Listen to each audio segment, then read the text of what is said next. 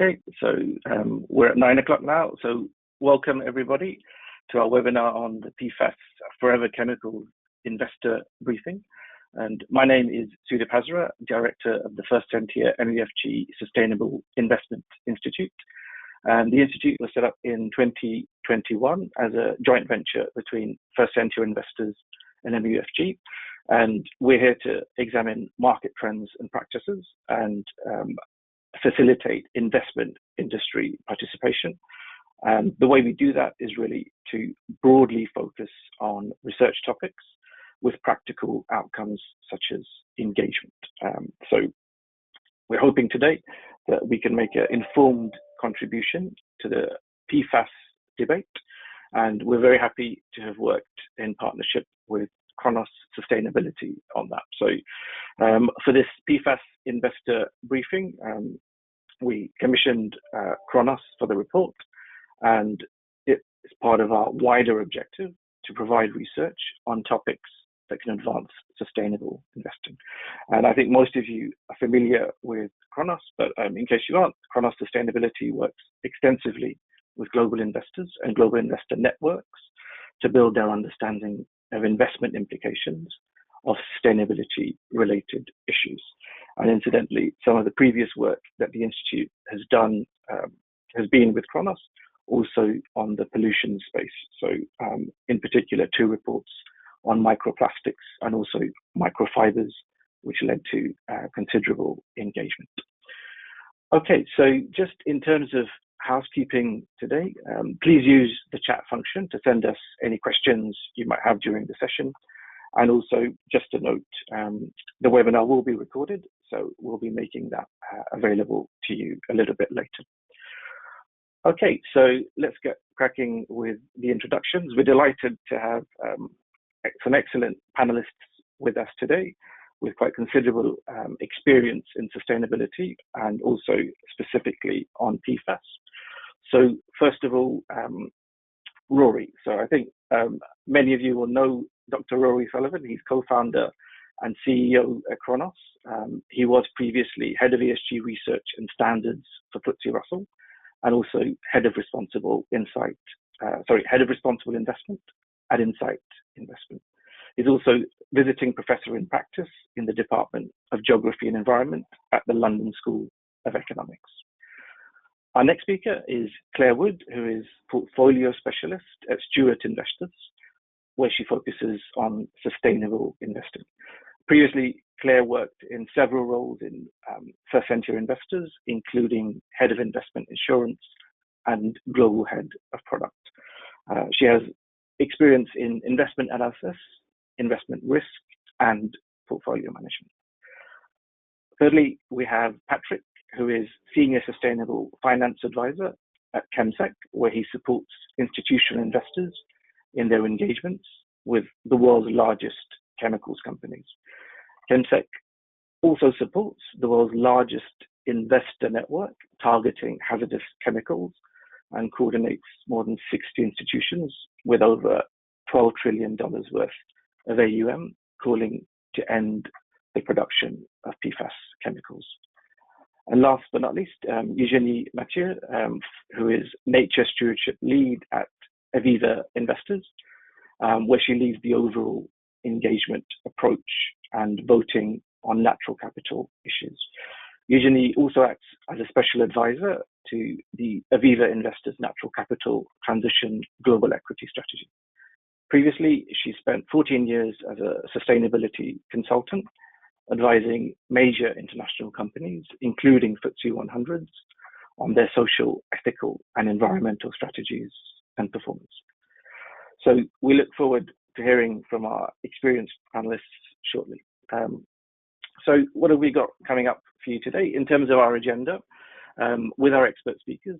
First of all, we'll cover the report's findings, and Rory will go through helping us to understand what PFAS actually are and the impacts they have on human health and the environment. And then we'll move on to some of the implications for companies and, of course, recommendations for investor actions. We'll hear also from our panelists for regarding some real insights in terms of their own experience on engaging around PFAS, and we'll be looking to highlight some solutions in terms of positive impact there as well. And lastly, there will of course be time for Q&A at the end of the session with any of the panelists.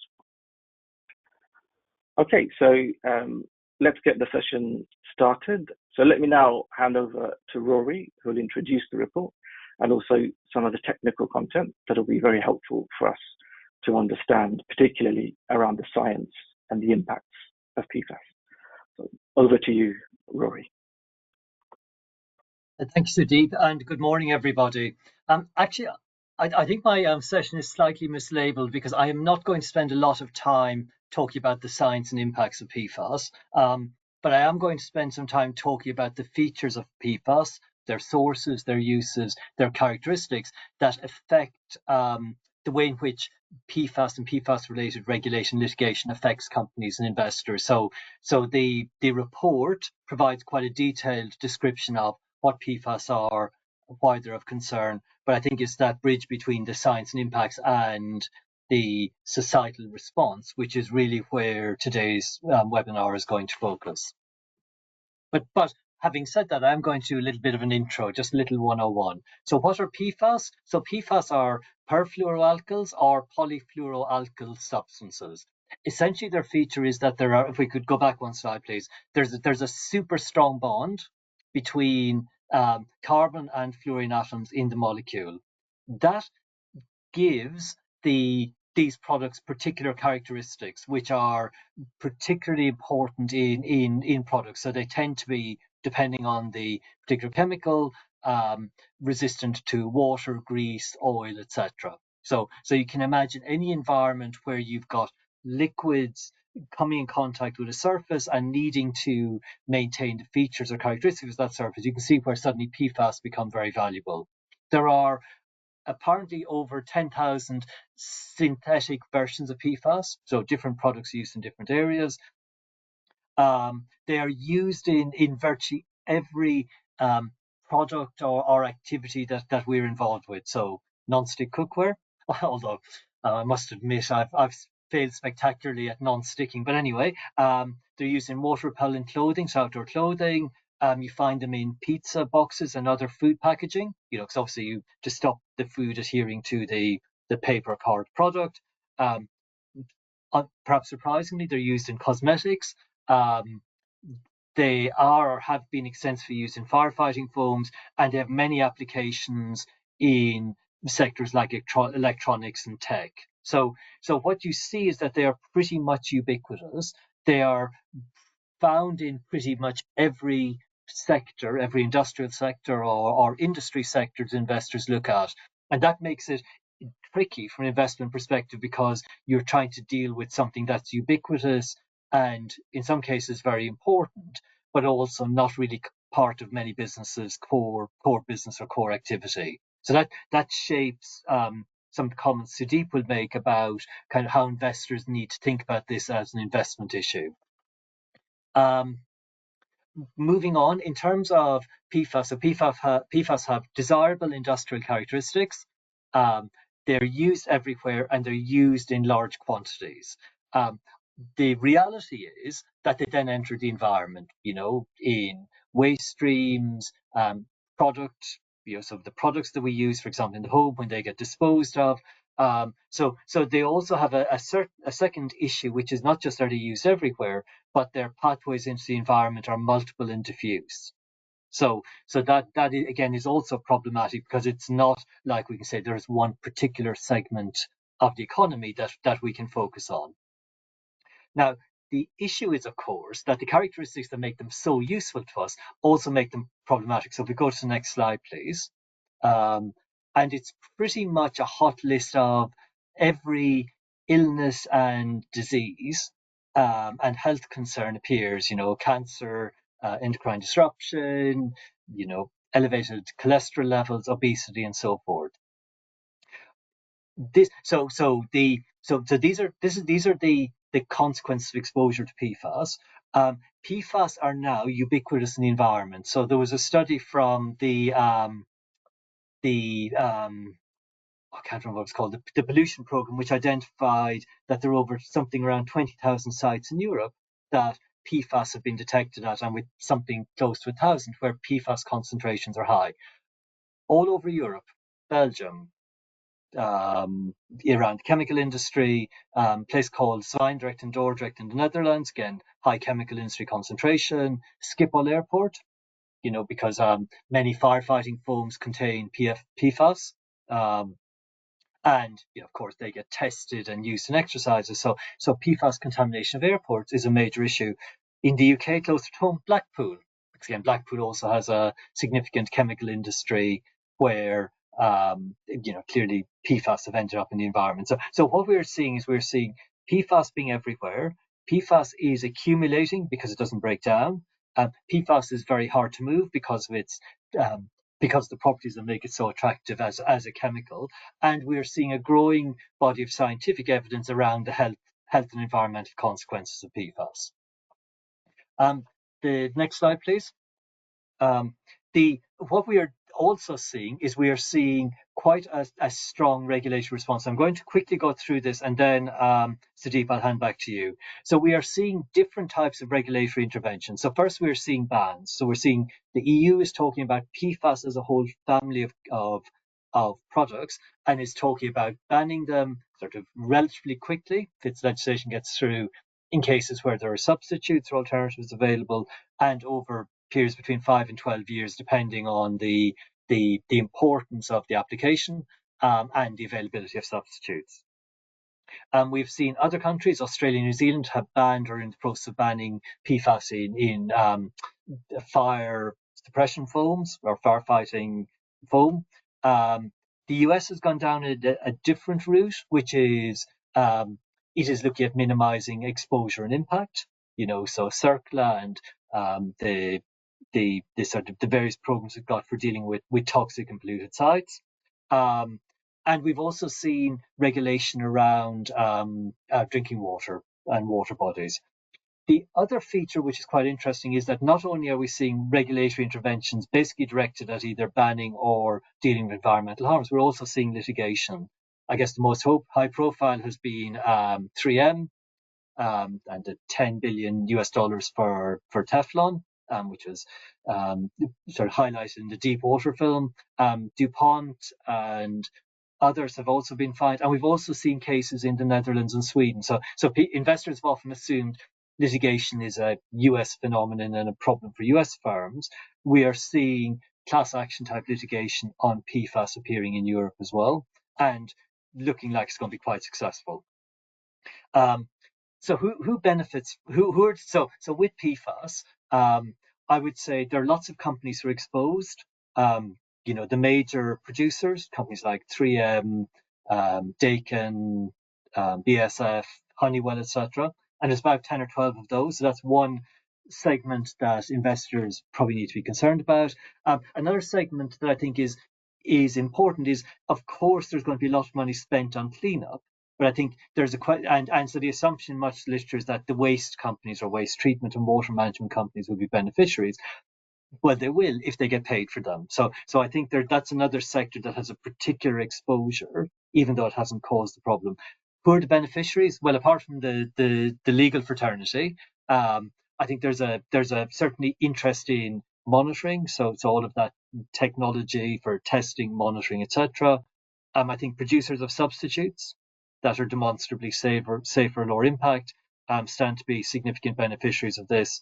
And I guess where we're at the moment is that the challenge for investors, of course, is that it's not quite clear where the risks are within companies or within their portfolio. So a lot of the challenge for investors, and I think also the management challenge for companies, is around being aware of and understanding their risks and exposures. Next slide, please, Elliot. So doing inventories, work out which regulations are exposed to, working out what their options are in terms of substitution or eliminating the particular use case completely, and also understanding where the liabilities are, because I think the liabilities are starting to crystallize perhaps even more quickly than the solutions are.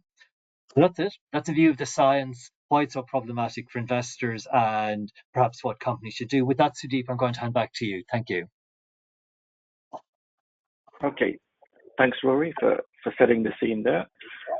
So what I'll do next is introduce some of the broader themes for investor action, and this will help to frame some of the comments that we'll hear from the panelists just afterwards. So in our report, we identify four main outlines of investor action. First of all, we advocate, of course, for relevant corporate disclosure, and you can think of this as a kind of footprinting of PFAS exposure as a whole. And the objective there is that that kind of information is a first step which allows investors to better measure the risks. So the kind of disclosures we're after there include the presence of PFAS and the kind of emissions as a result throughout the life cycle of product. But also what we'd like to see is companies footprinting their portfolios to understand if there are alternatives out there and documenting that. And that's very important because although a lot of the work that we've done is risk focused, a very important element is opportunities as well. And it's that understanding of alternatives which will really lead to some of the opportunities for investors as well. Secondly, beyond disclosure, obviously, we want to highlight the importance of encouraging corporate action. So in a nutshell, one of the main ways in which corporates can act is actually to phase out the production and the use of PFAS. And in terms of making this a little bit more actionable for investors to follow up on, what we'd like to see is plans with timeframes and targets. And we'll hear a little bit more on this particular aspect from our panelists with more detail on that as well. So any kind of outlines on remediation and also the governance of these phase out plans are also very important in terms of action. Another essential element which we identify is thirdly around policy engagement. So policy engagement obviously will accelerate the two topics that we've just talked about, i.e. disclosure and action. And that kind of headwind in terms of legal obligations, as we know, typically is very helpful for any sustainability team. So we'd be looking for disclosure in terms of policy and regulation, better steps on the actual footprinting of PFAS exposure, but also what we've seen emerging already in terms of policy globally is actual outright bans on PFAS in some subsectors where alternatives already exist. So one example of that is you may see more regulation for sectors like fast fashion, where there are alternatives and where consumers are already quite sensitive. Another area where there's a lot of regulatory interest, particularly in the States, but as Rory mentioned, more globally as well, is on tighter drinking water and emission standards also. So that's another area where we expect to see some movement at the regulatory level and where investors may look for policy influence as well. And fourthly, we do highlight obviously investor collaboration, and we'll talk a little bit more about this with Patrick and the other panelists. But that's obviously of interest because building partnerships and collaborating with a shared focus often achieves quite a lot and achieves it publicly in quite an efficient way for investors and those of us on the webinar today. So those are the four areas of focus in terms of actions for investors. And we'll hear the panelists now flesh out some of their experiences in those areas as we hear from them. So we'll move on now to the next section of the webinar, which is the investor insights. And first of all, we'll hear from Claire Wood, who's portfolio specialist at Stewart Investors, and some of their experiences in dealing with various aspects of PFAS. So over to you, Claire. Thanks, Sudeep. I don't have any slides, but I thought I would just spend a bit of time talking about how we've maybe incorporated a consideration of PFAS into our investment process at Stewart Investors over the years.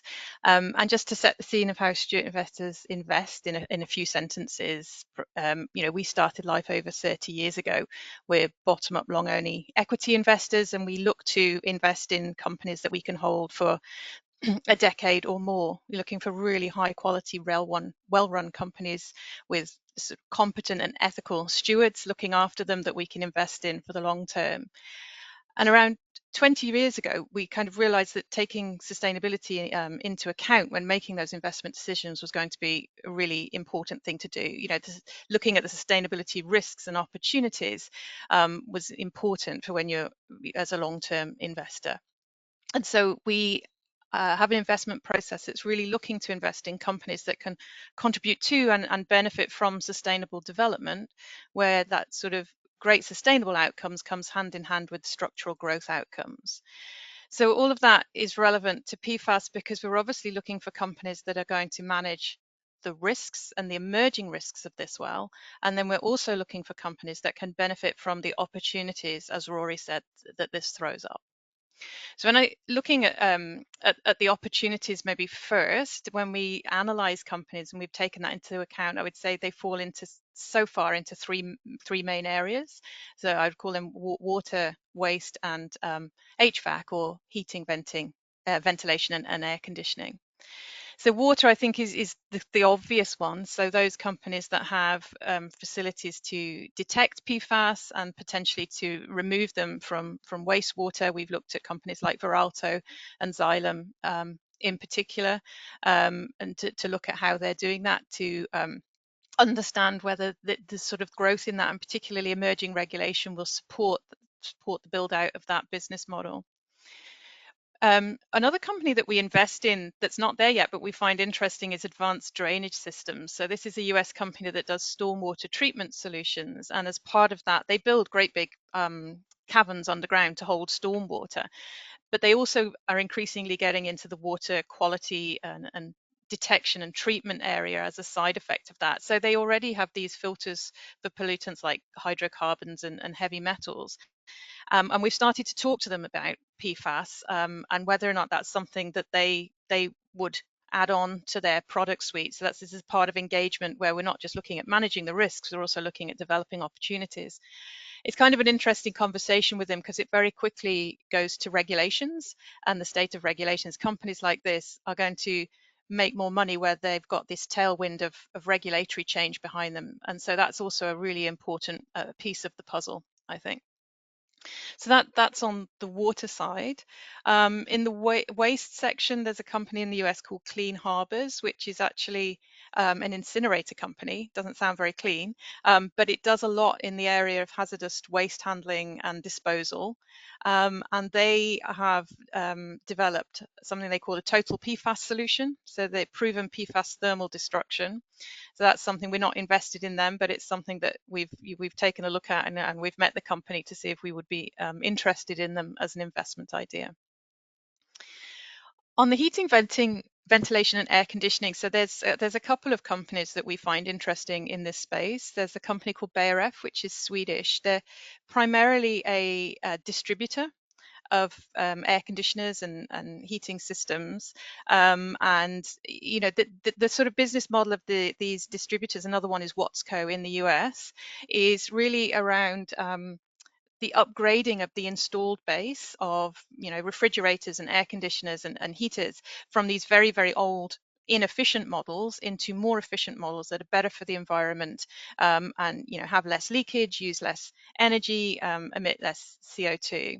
But BRF's quite interesting because they also have a small part of their business which is as a manufacturer of alternative air conditioners, so air conditioners using alternative sources and not F gases. So that's quite interesting to look at as an opportunity. And then Watsco in the US, which we are invested in, we've been invested in them for a great while, and we know all the great work that they're sort of doing around energy efficiency.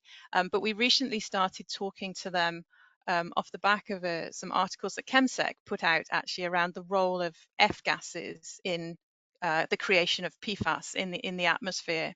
So we've started talking to them very recently about that and trying to understand, as part of their business model, and which is very focused on sort of upgrading the installed base of air conditioners in the US, which is shockingly old for the most part. A lot of them are more than 10 years old, so incredibly energy inefficient and not up to standard. We're trying to understand, is this sort of F-gas conversion piece also a great business opportunity for them? With the alternatives available, they tend to be, more efficient, less need for repair, and generally a better product. And so we're currently in a conversation with them about that, as supported by some of the information that ChemSec have put out, which has been really helpful. I think that brings us quite nicely on to the engagement experiences that we've had. So I would say engagement has typically focused less on the people who are sort of solving the problem, and obviously on more of the companies that are creating the problem. So we're primarily looking at chemical companies here. I would say the biggest one is Sika. So we've been invested and we've known about Sika. It's a Swiss chemical company for quite a long time. And Sika do amazing things for sustainability. So they're a very innovative specialty chemicals company.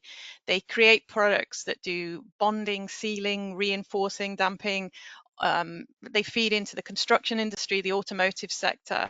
They're really helping develop new and lower carbon types of concrete, recycled concrete solutions, energy efficient buildings, electric vehicles. They make the glue that sticks electric vehicles together. I mean, so great things for sustainability, but they also have some PFAS in their portfolio. And it's small. We've asked them about it.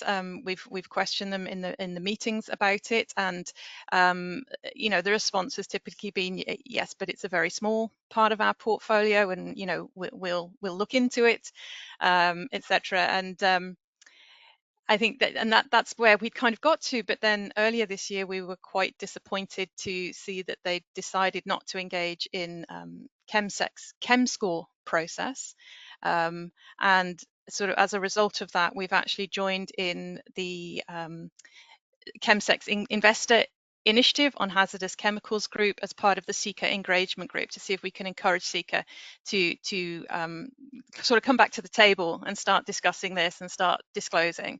So we've joined that, to Rory's point, that sort of collaborative engagement, which is really important.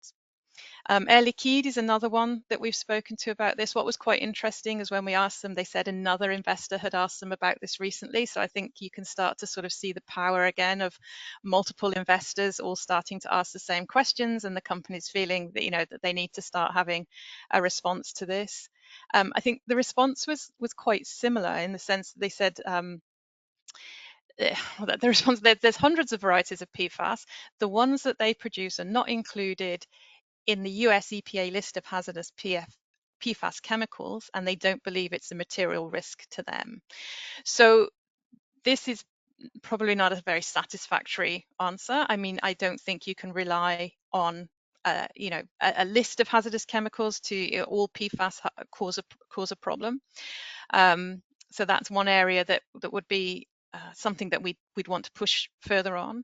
The fact that they don't believe it's a material risk for them, I think this a little bit echoes the answer that we were getting from Sika, where it's that focus on what's the risk to the company versus what is the company's risk to the environment. That's again disappointing that the focus is really just on the risk to the company, as it might come up, through litigation or reputational risk. And then again, we didn't really get a satisfactory answer when we asked them if they'd disclose which PFAS they would produce and the amounts. So again, that's another area which we can continue to push on in our engagement. And it may be that other investors see sort of similar themes coming up here in some of these company responses.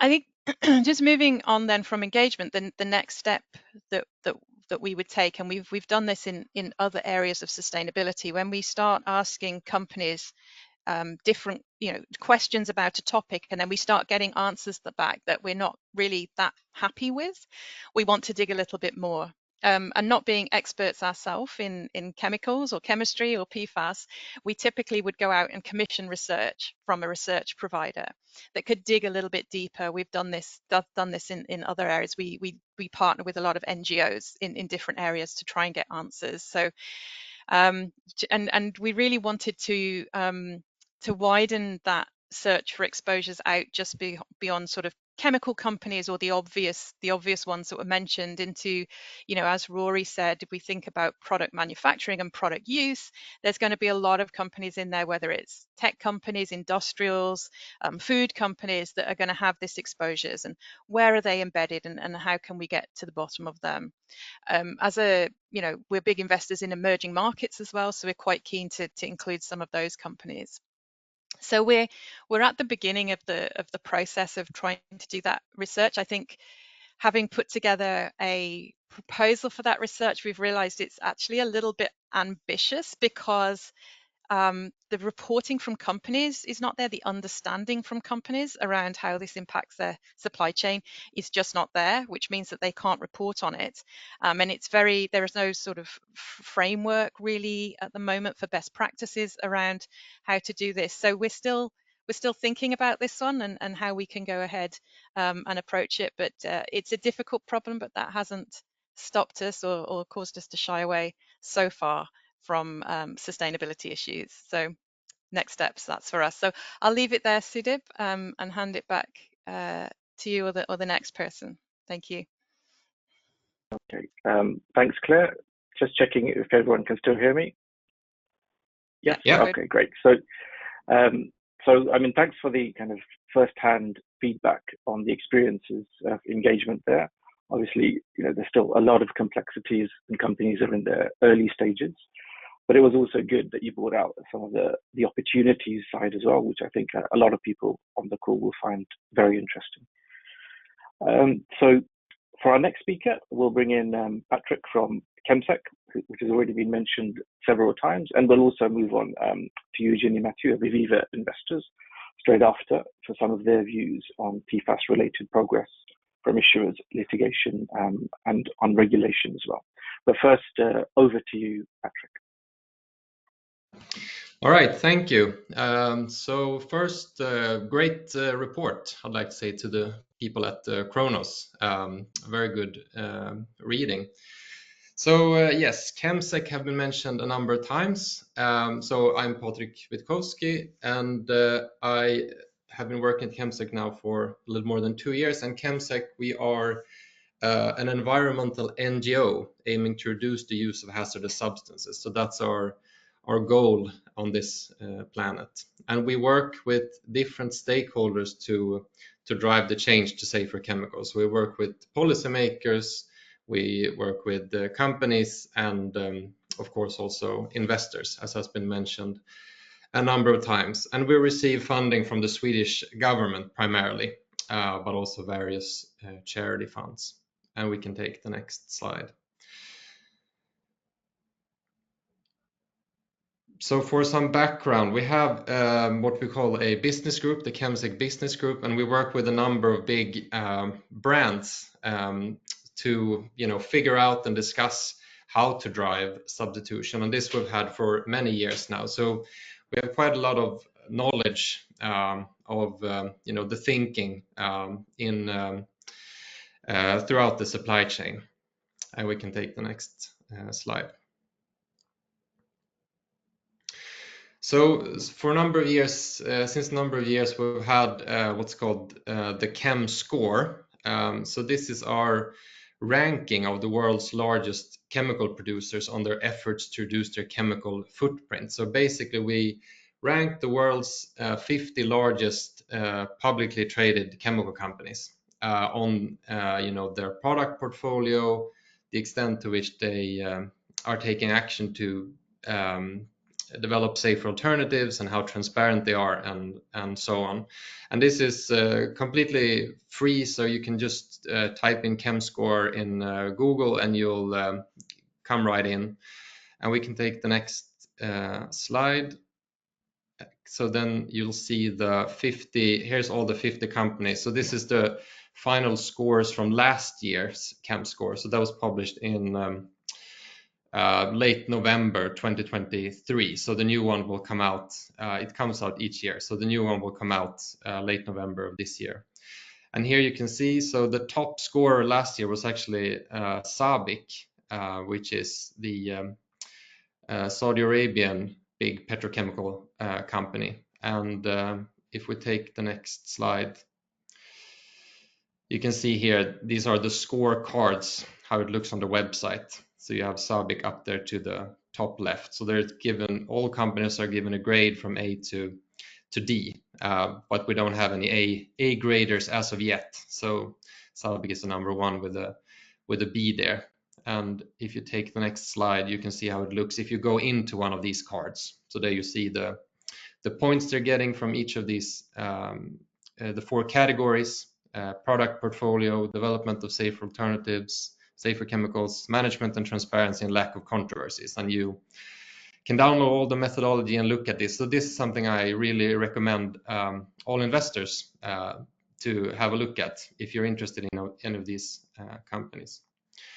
And we can take the next slide there. So yes, this has been mentioned also a number of times. So it's ChemScore started, and that was a way to assess and look at companies, how they're taking action on or not on hazardous chemicals. But then there were a lot of investors who also wanted to engage with the companies and talk about their ChemScore and do this collaboratively. So therefore came the IHC. So now we're more than 60 investors with roughly $12 trillion of assets under management. So it was launched in January 2023.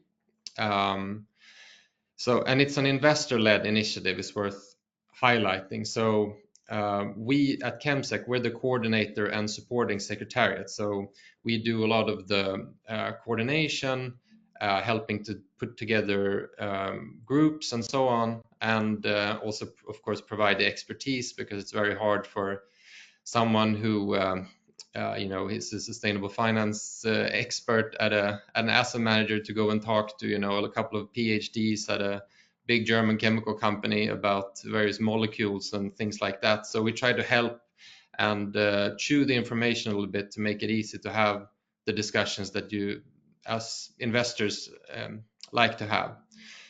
And the aim is to reduce the adverse impacts of hazardous chemicals and thereby its members' exposure to the financial risks to which they are linked. So, it's very focused on kind of the financial and material risks that have been mentioned a couple of times already, primarily regulatory and litigation risk, I'd say, is the 2 main drivers and main reasons why companies and investors are getting very worried about particularly PFAS. So our initiative is broader than PFAS. It's all hazardous chemicals, but PFAS is very much the focus, and it's also turning out to be a very good educational tool for people to understand the wider issues with hazardous chemicals. And we can take the next slide. Yes, so here are the 50 chemical companies in ChemScore that we rank each year.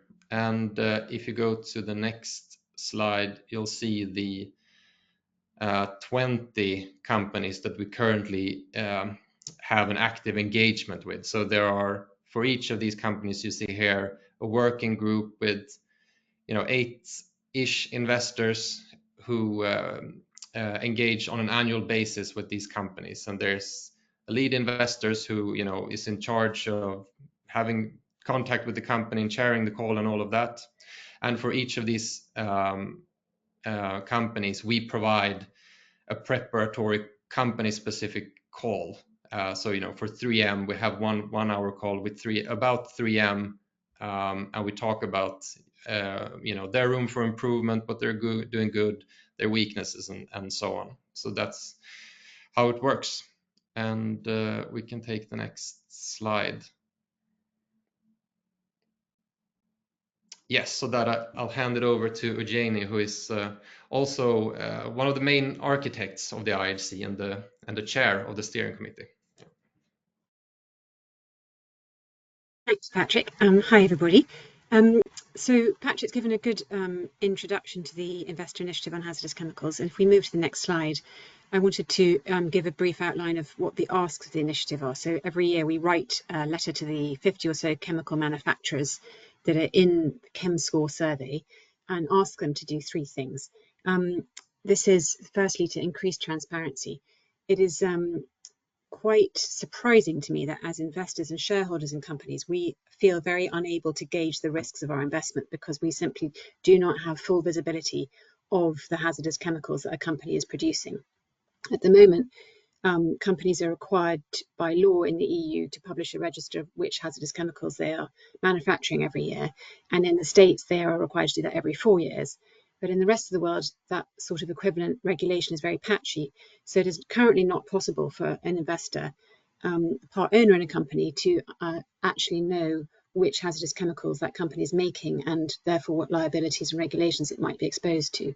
So for several years now, the investor group has been asking companies to help investors appraise the risks by disclosing just the names of the hazardous chemicals they produce, but also we've strengthened that ask now to disclosing the proportion of revenue that comes from these hazardous chemicals and the production volumes globally.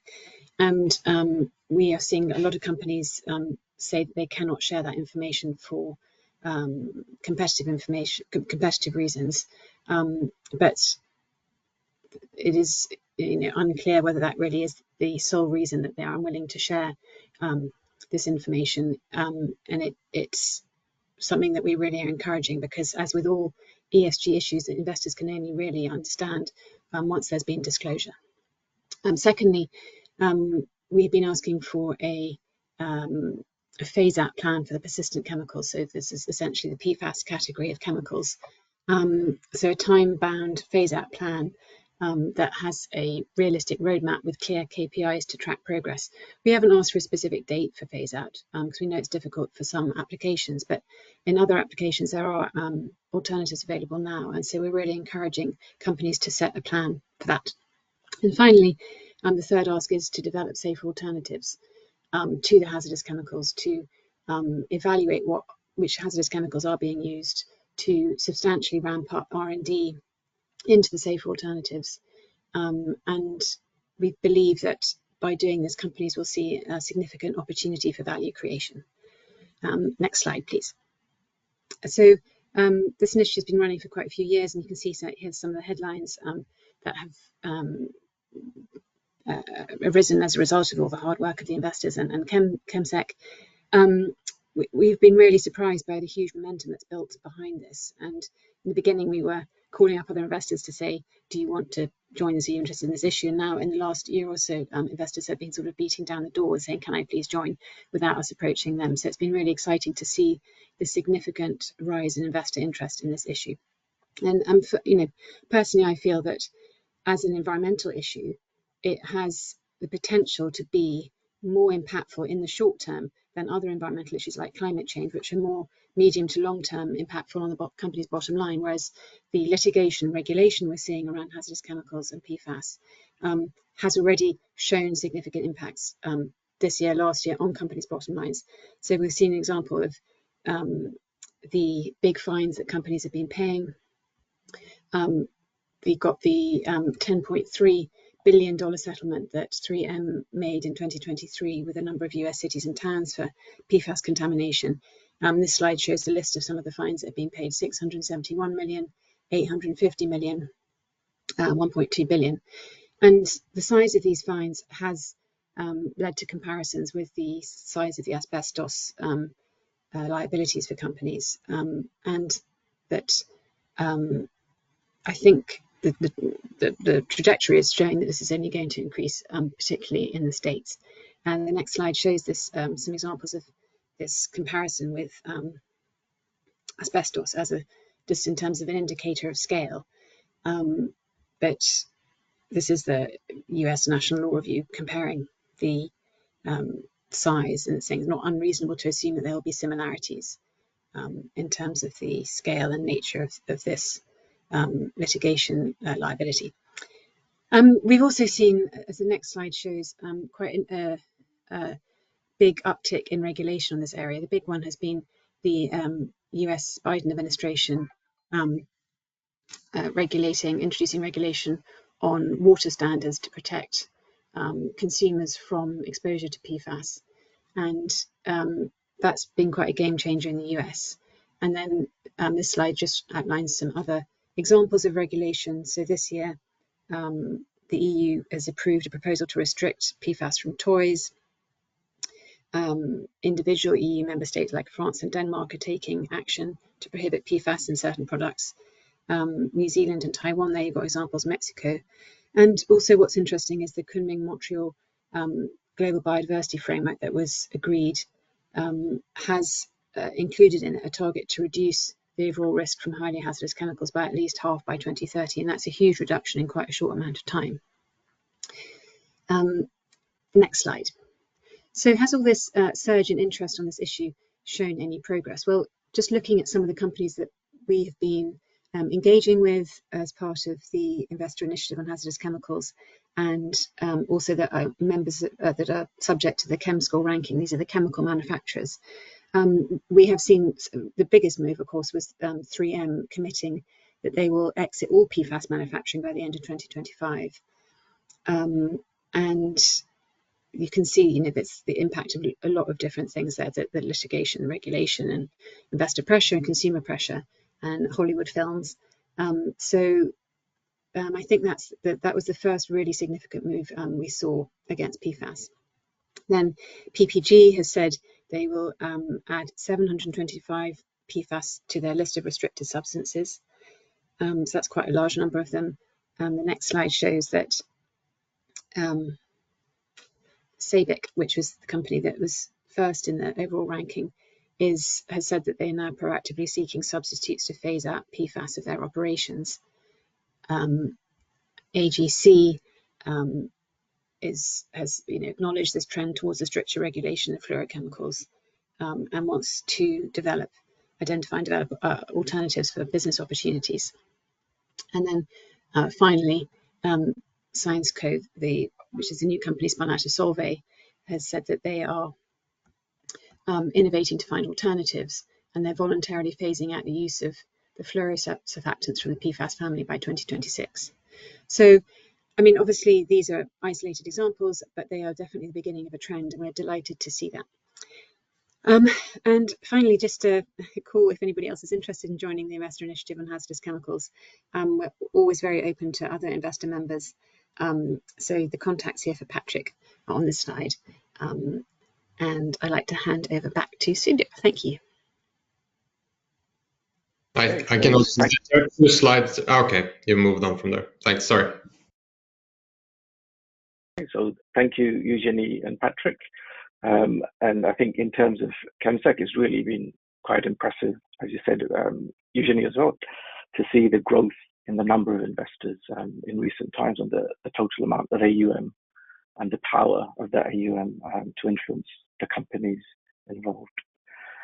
Okay, so we've come to the end of the panelist section. So a quick reminder as we move on to the Q&A to everybody listening.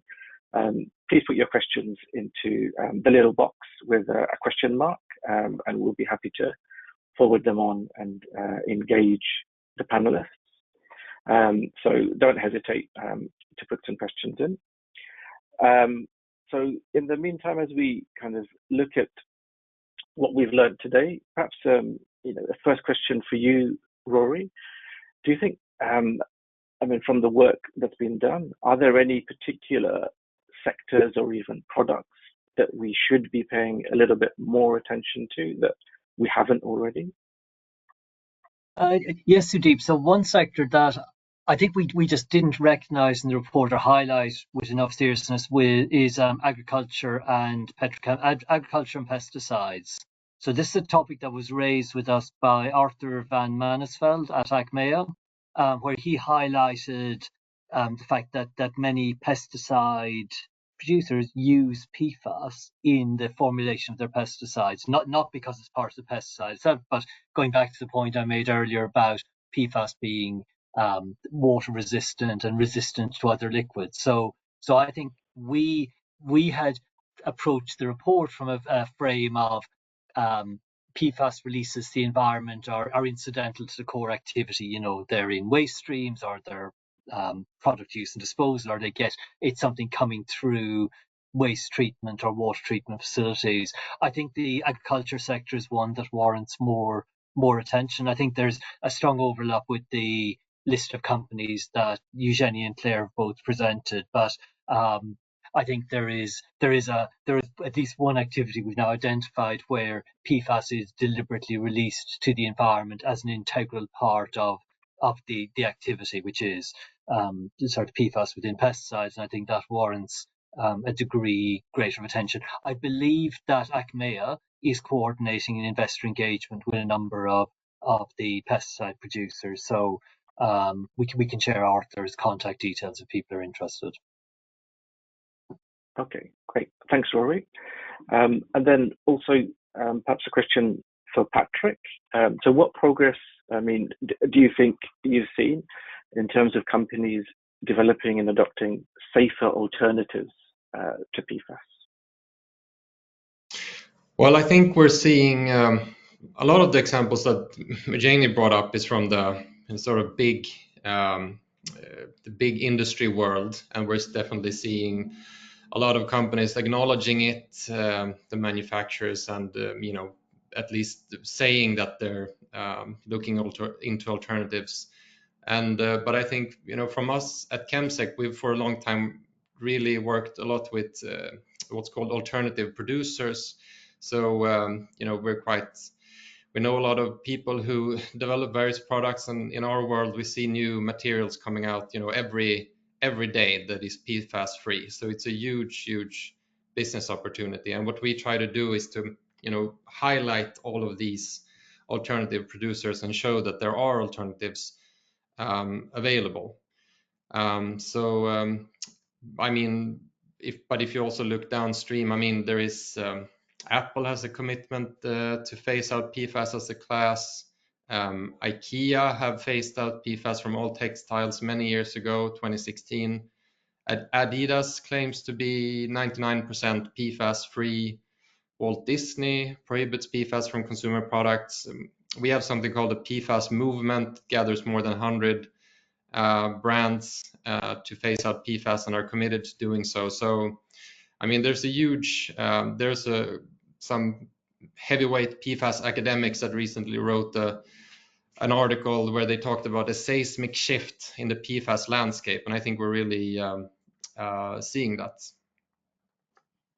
Sure. Okay. And on the same topic, in terms of the safety of some of the emerging alternatives, or any other kind of barriers to more widespread adoption, are you able to give us any color there? Well, am I still here? Okay. Yeah. So on the safety, the big problem is, of course, that if you start saying, well, not all PFAS are the same, that's kind of the argument that a lot of companies are using to justify continued PFAS production. So it's not all the same. It's only what's called essential use, and so on. So what we really think needs to be done is to have an approach where you take PFAS as a class and substitute that whole class, because that's also what the regulators, at least in Europe, are taking that approach. So if you don't want to have the problem of regrettable substitution, you should really make sure to try to substitute PFAS as a class and not start saying, no, actually this is a little bit different and so on, because there is a common problem with all PFAS, and it's that they persist in the environment and build up in nature and accumulates over time. So even if there is maybe not toxicological evidence now that it has certain effects because there hasn't been the science out there, it's still a pretty big gamble to start spreading these things all over the world. And lastly, I just want to add, the main barrier to widespread adoption is, of course, the lack of regulation, because that's the key driver. So if it's cheap and legal to produce PFAS, it's going to be produced. And if you make it very hard and expensive to produce it, then it's not going to be produced. So that's I think the main message that I'd like to send across. Sure, that makes a lot of sense, I think. Okay. I've still got a couple of minutes left, so again, to the audience, keep any questions you like in the box with a question mark, and we'll be happy to take them. But then also for you, Eugenie and Claire, one question would be, what tools and sources of information are you using to evaluate PFAS-related risks in your portfolio? Well, I can give a little bit of a description. I think that, as I said before, it's really hard. There is no accepted list for which companies are producing what volumes of PFAS, and I think ChemSec did some great analysis of the top 10 biggest producers of PFAS last year globally. But until that came out, I hadn't seen any real analysis of who the biggest producers are. It's something that companies keep really quite hidden, and so we use tools like ChemScore has a public database called the SIN list, which is open to everybody and free, and you can look at which companies are producing which chemicals, and that helps a lot. And that's based on the public registry information I mentioned earlier. But again, that's partial globally because companies aren't required to disclose it globally. So it is really difficult getting an accurate picture, because even when you ask the companies directly, they won't tell you the volumes. And I just give an example of an American air conditioning company we were looking at and investing in last year, and they were making energy efficient air conditioning units. And so we wanted to invest in them from that angle, that we thought that they were good, environmentally friendly investment, because their air conditioning units are much more environmentally friendly than other companies. But then discovered just through media searches that they have either first or second largest PFAS manufacturing facility in the States. And so for this particular investment strategy, we didn't want exposure to that because we considered it a big risk. So it is really hard to find these things out because companies don't disclose them themselves.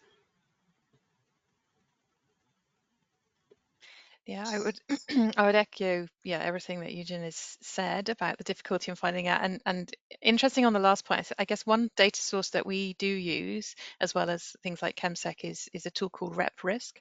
So this is a tool that actually highlights whether there's been any controversies about a company or any media reports of anything negative they've done. So this will highlight any companies that have had a problem with PFAS that's actually hit the media in the past.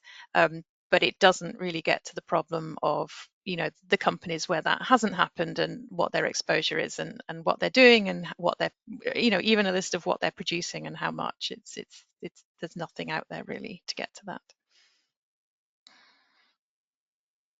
Yeah, and I think if I was just going to come in, I was just going to echo the points Claire and Eugenie have made, that we're actually kind of dealing with quite a significant investor risk with quite a significant gap in standardized, coherent disclosures. And I think the report provides pointers as to what a starter for 10 would be. And I think starter for 10 is it an issue for your business or not? Where is it going to be? So taking perhaps some of the logic that underpins things like TCFD and that risk focus to at least allow investors to start making that preliminary identification of which companies are aware of the risk, are managing it effectively, and have clear strategies for managing it. So I do think the codes for disclosure probably need to be understood as we've got to get this started even before we start worrying about the more detailed quantitative disclosures. I think there's a acknowledgement of the issue and